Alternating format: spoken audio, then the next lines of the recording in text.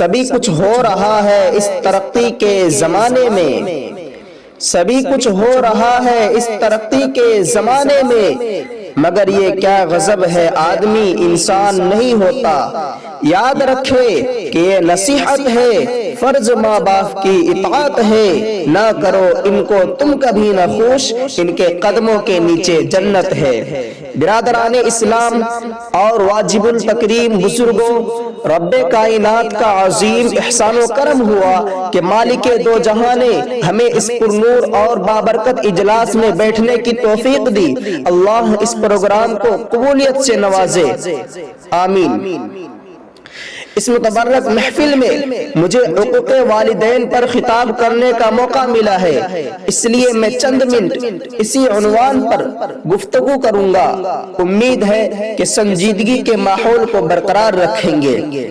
حضرات گرامی، اگر آج کے پرفتن دور میں ہم دنیا پر طائرانہ نظر ڈالیں تو یوں محسوس ہوتا ہے کہ ہر سمت سے اپنے اپنے حقوق کا مطالبہ کی صدائیں سنائی دیتی ہے، ہر سمت ظلم و زیادتی کا دور دورہ نظر آتا ہے، ایک دوسرے کے حق کو مارتا ہوا نظر آتا ہے، ہر ایک کو دوسرے سے شکایت، ریا کو بادشاہ و حاکم سے شکایت، آقا و مالک کو غلام سے شکایت، غلام و نوکر کو آقا سے شکایت، والدین کو اولاد سے شکایت، کوئی پڑوسی کا حق ادا کرنے کے لیے تیار نہیں، ان پر ظلم و زیادتی کے پہاڑ توڑے جا رہے ہیں، ان کی عزت و احترام کو پامال کیا جا رہا ہے، والدین کے ساتھ گھناؤنی اور ناپاک حرکتیں کی جا رہی ہے۔ ہم اس ماں پر ظلم و زیادتی کی برسات کرتے ہیں جس ماں نے 9 مہینے اپنے پیٹ میں رکھا، جس ماں نے 2.5 سال تک دودھ پلایا، جس ماں نے بچہ کی خاطر مصیبتیں برداشت کی، جس ماں نے بچہ کی پریشانی کو اپنی پریشانی سمجھا۔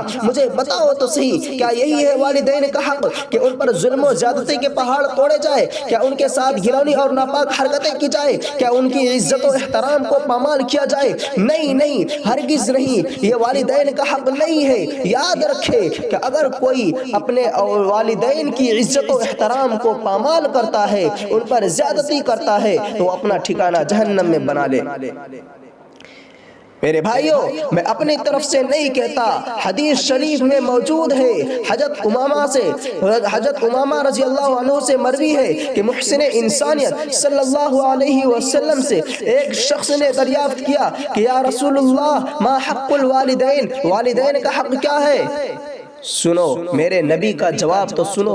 محبوب کبریا صلی اللہ علیہ وسلم نے ارشاد فرمایا، ہما جنتک و نارک، وہی تیری جنت ہے، وہی تیری جہنم۔ حدیث شریف میں غور تو کریے، پتہ چلتا ہے کہ والدین کا حق کیا ہے۔ میرے بھائیوں، حدیث شریف کا مطلب یہ ہے کہ اگر تم والدین کی عزت و احترام کرو گے، ان کی فرما برداری کرو گے تو جنت کے حقدار بنو گے، اور اگر ان پر ظلم و زیادتی اور برا سلوک کرو گے تو اپنا ٹھکانہ جہنم میں بنا لے۔ میں نے آپ حضرات کے سامنے خطبہ میں سورہ بنی اسرائیل کی جو آیت تلاوت کی تھی، اس میں یہی فرمایا گیا کہ رب کائنات انسانوں کو تاکید فرما رہا ہے کہ تم اس خالق السماوات والارض اور پالنہار کی بندگی و فرما برداری کرو۔ پھر فرمایا وبالوالدین احسانا، والدین کے ساتھ اچھا سلوک کرو۔ اسی پر اکتفا نہیں بلکہ آگے اور ارشاد فرمایا، اما یبلغن عندک الکبر احدهما او کلاهما فلا تقل لهما اف ولا تنهرهما وقل لهما قولا کریما۔ اگر تمہارے سامنے تمہارے والدین میں سے کوئی یا دونوں بڑھاپے کی عمر پہنچ جائے تو ان کو اف بھی مت کہنا، اور نہ ان کو جھڑکو، اور ان سے خوب عزت و احترام سے گفتگو کرنا، اور ان کے آگے عاجزی کی بازو بچھا دینا، اور ان کے لیے دعا کرتے رہنا، ارحمہما کما ربیانی صغیرا، اے رب کائنات ان دونوں پر رحمت کی برسات فرما جیسا کہ ان دونوں نے مجھے چھوٹے پن میں پالا ہے۔ یاد رکھیے، جس اولاد سے والدین ناراض ہے تو رب کائنات بھی ناراض رہتے ہیں۔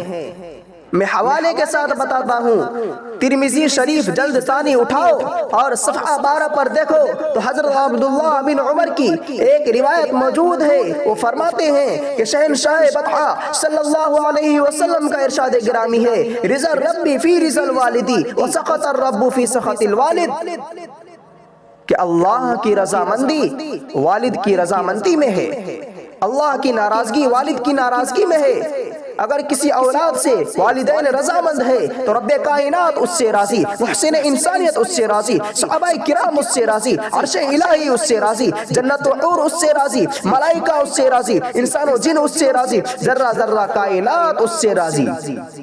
اور اگر نافرمانی اور گستاخی کرنے والا ہو تو خدا کی بھی اس پر لعنت، رسول کی بھی اس پر لعنت، ملائکہ کی بھی اس پر لعنت، صحابہ کرام کی بھی اس پر لعنت۔